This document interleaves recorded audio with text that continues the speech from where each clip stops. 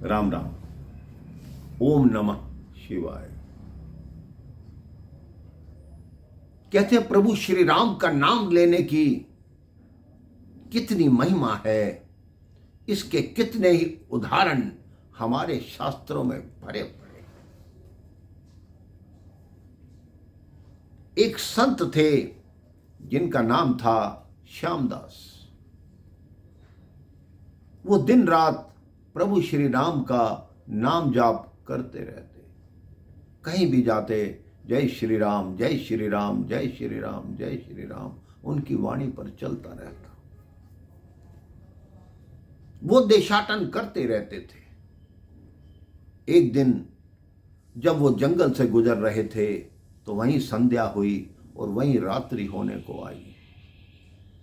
उन्होंने देखा एक वृक्ष के नीचे एक शराबियों का झुंड मदिरा पान कर रहा है, नृत्य कर रहा है।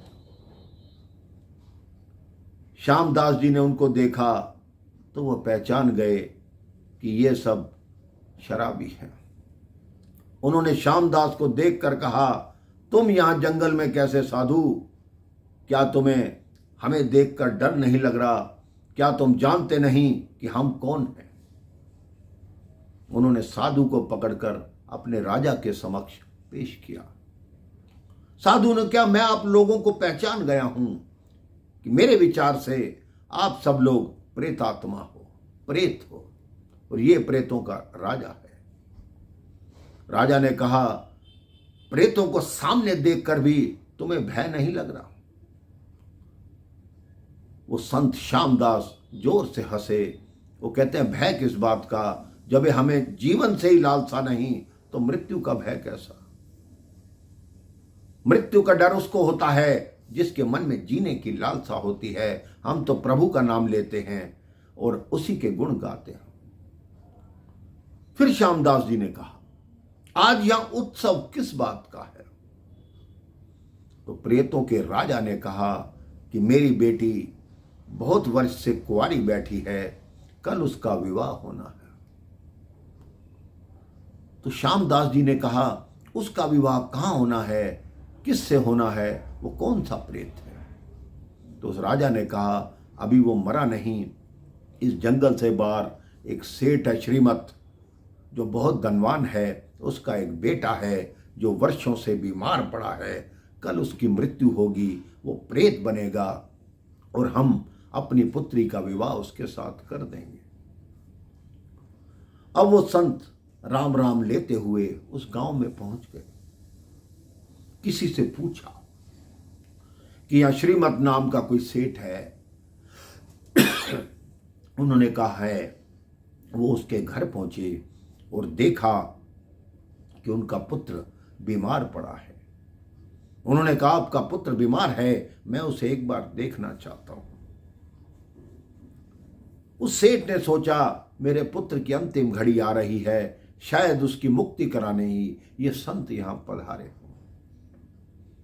सेठ का बेटा था सांकल चंद्र, जो बीमार पड़ा था। अपने बुरे व्यसनों के कारण वो बिस्तर पर पड़ गया था। कोई भी औषधि उस पर असर नहीं करती थी। संत उसके पास आए। उसने धीरे धीरे आंख खोली तो देखा इतने महान संत मेरे समक्ष हैं। उठने का प्रयत्न किया लेकिन उससे उठा नहीं गया। उसने कहा, आप मेरी मुक्ति करने आए हो? तो श्यामदास जी ने कहा, केवल राम जी का नाम जपते रहो, देखो तुम्हें कोई भी तंग नहीं कर पाएगा। डॉक्टरों को बुलाया गया, हकीमों को बुलाया गया। सबने कहा कि इसका अंतिम समय आ गया है। श्यामदास जी ने उसके कान में फिर वही बात की कि राम का नाम अपने मन में जपते रहो, देखना तुम्हारी मुक्ति हो जाएगी। कुछ ही क्षणों में उसके प्राण पखेरु उड़ गए। वो संत उसी जंगल से होकर वापस गुजरने लगे तो देखा प्रेत अपना सिर पकड़कर बैठे। श्यामदास ने उन प्रेतों से पूछा, क्या हुआ? कल तो उत्सव था और आज इस तरह क्यों बैठे हो? तो प्रेतों के राजा ने कहा कि सांकल चंद की मृत्यु तो हुई, लेकिन तुमने उसके कान में ऐसी बात बोली जो वो सीधा मोक्ष को चला गया। वो प्रेत आत्मा में नहीं बना।